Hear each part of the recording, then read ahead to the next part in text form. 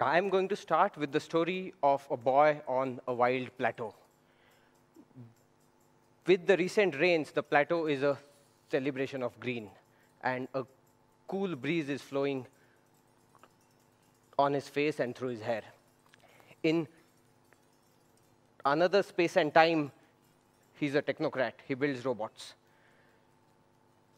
He's the CEO of an engineering company. In his dreams, he desires to be a hunter-gatherer, experiencing the wilderness to its fullest. He has been wandering on the plateau for about an hour, trying to find some deer. He comes across a herd of deer, and he starts to chase. He closes in. He's around 100 feet away when the deer take the notice, and they start to run up a hill. With all his might, at a heart and lung bursting pace, he starts to run behind the deer, desperate to keep in sight with the last of them. He reaches the top of the hill to a lone tree, only to see the last of the bucks hop down into the bush on the other side. He is soaking with sweat and gasping for breath. On his face is a state of bliss. And with a large grin on his face, he takes the plunge and goes into the bush behind the deer, hoping to see them again. Can you guess who that boy is? That boy is me. This is my story. My story with the mountains began in early childhood when I was exposed to the hiking trails around Aurangabad by my father and my kaka. Hiking in the hills was great fun, along with all the normal activities that kids do to play sport, to study, and so on. When I went to study at IIT Bombay, I seriously started to hike in the Sahyadri, going up and down the forts and the ghats in the hill ranges there. Like the hostel life, it brought about a new sense of a freedom of going anywhere and everywhere and nowhere. To improve my fitness for these weekend outings, I also started to run, becoming a good runner and doing the Mumbai Half Marathon in 2005. The cycle, which was earlier a companion, which was earlier a means of the transport inside the campus, it soon became a companion on these tours. It started off with a out of the blue 240-kilometer bike ride to Alibag Beach. Nature certainly was calling very strongly, and the mountains beckoned me to come. I started to plan more and more ambitious trips every year into the Himalaya. Cycling in Ladakh, mountaineering in Uttarakhand, hiking in Himachal, in Kumaon, in the various regions. Organizing these trips on my own, including all the logistics, the guides, the camping gears, helped me gain a lot of confidence and exposure. This passion continued when I went to pursue my master's in the University of California at Berkeley.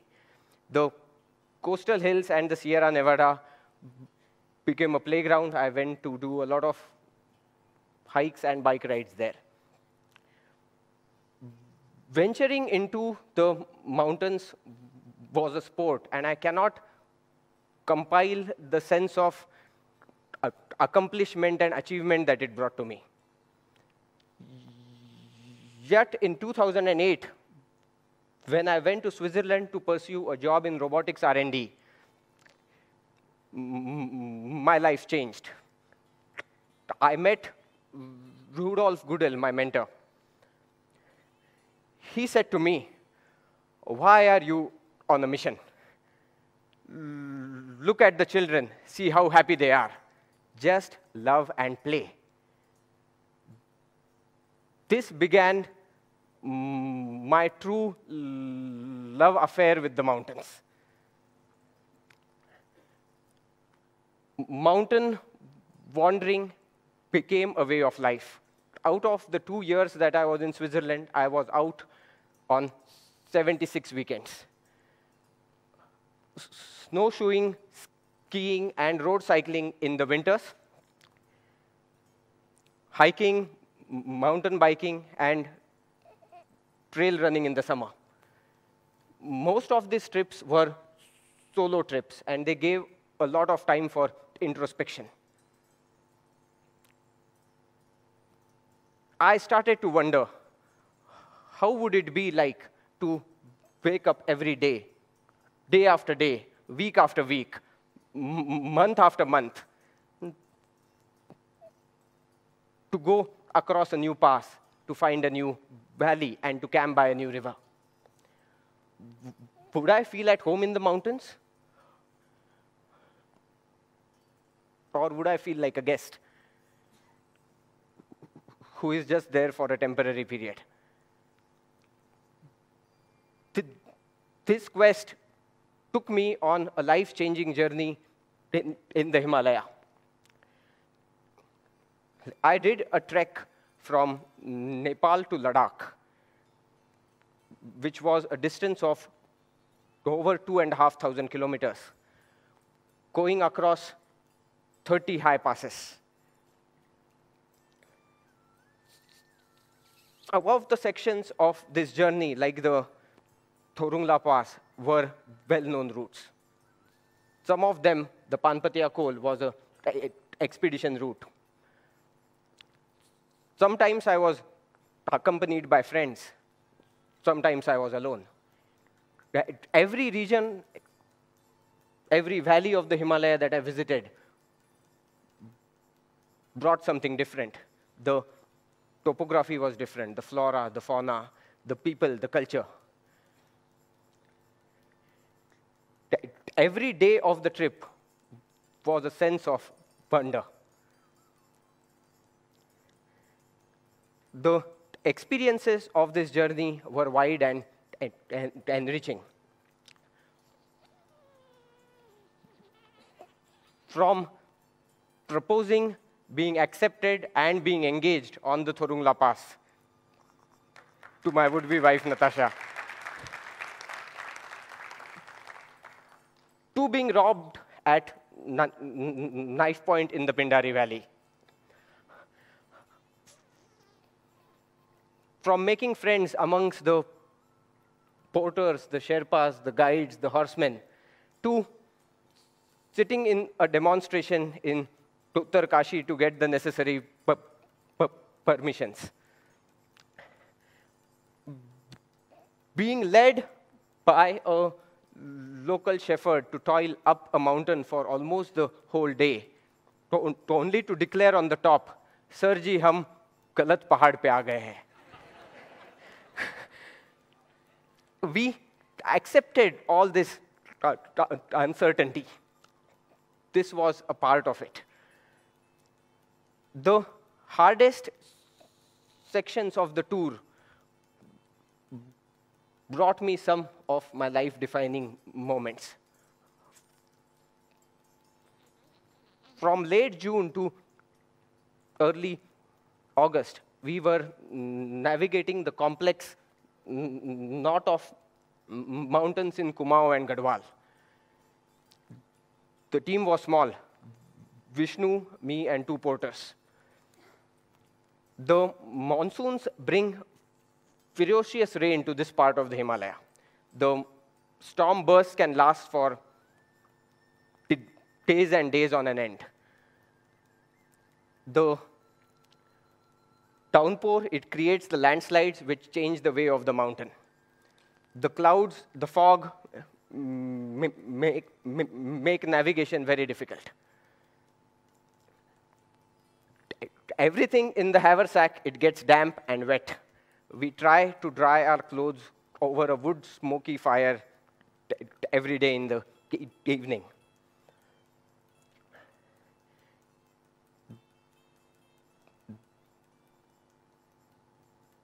The first rainstorm really hit me hard with fear and discomfort.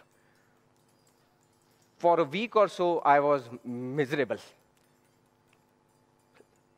And then I started to get used to it, adjusted to it, and slowly started enjoying it. The monsoons, they brought with them a lot of freshness. The play of the clouds and the sunshine brought about extraordinary sights. The clouds continued to play hide and seek with the Nanda Devi as we were in our valley in Milam. We waited for several days, but then our supplies ran out, and we had to start to walk out of the valley over the Ralam Pass. The early morning, climbing towards the Ralam Pass, the world was covered in a cold darkness, and yet there shone just one light. The goddess of Kumaon was in front of us, and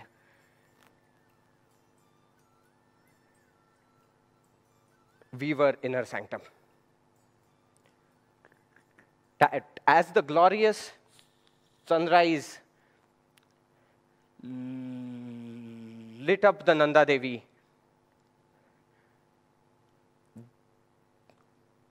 I felt immersed in the tremendous panorama that was around me. And I felt immersed in the Nanda Devi. This was destiny. The Himalaya really felt me home.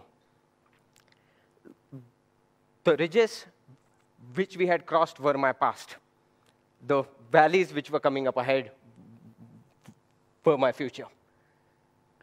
We crossed across the Digarla to the Nubra Valley in the month of September. The Himalayas lay behind us, and the Karakoram Range were laying ahead. On the last day of the journey, we met a 76-year-old shepherd.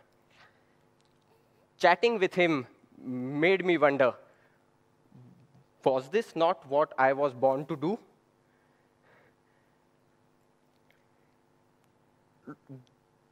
The journey had transformed me. I had started as a city slicker, and I had ended up as somebody else. The change was irreversible.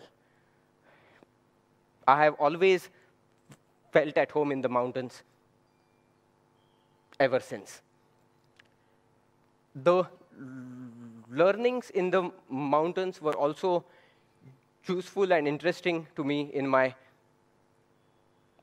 profession as a tech entrepreneur.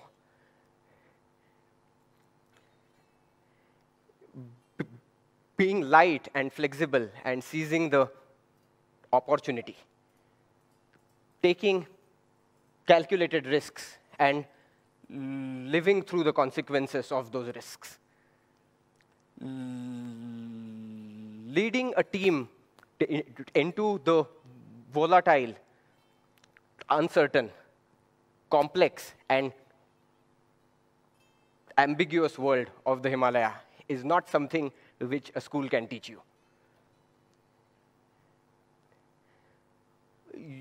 Humans have evolved over millions of years in their natural environment. It's only the last few centuries that we have become adapted to the artificial environment created by agriculture and industry.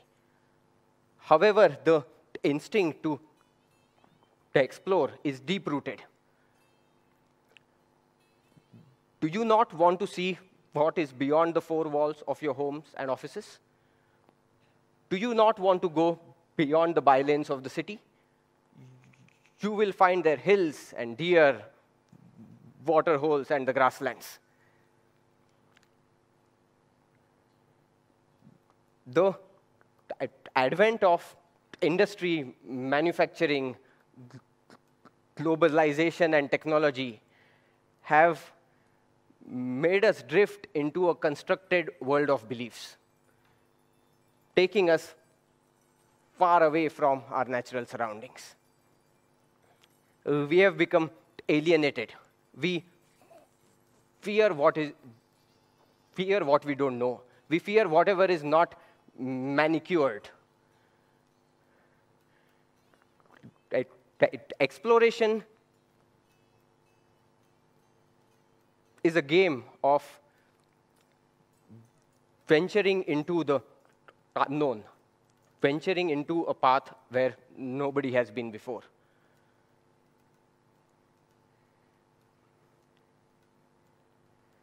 The exploration, it leads to innovation.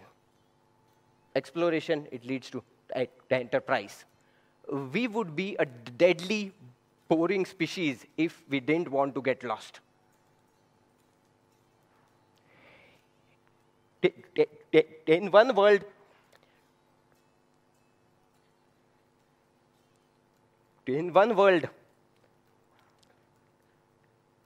I am a tech entrepreneur. In another world, I am wandering the valleys, wandering the meadows, finding out the nooks in the ridges and the plateau. It is in this world that I am in touch with my true self.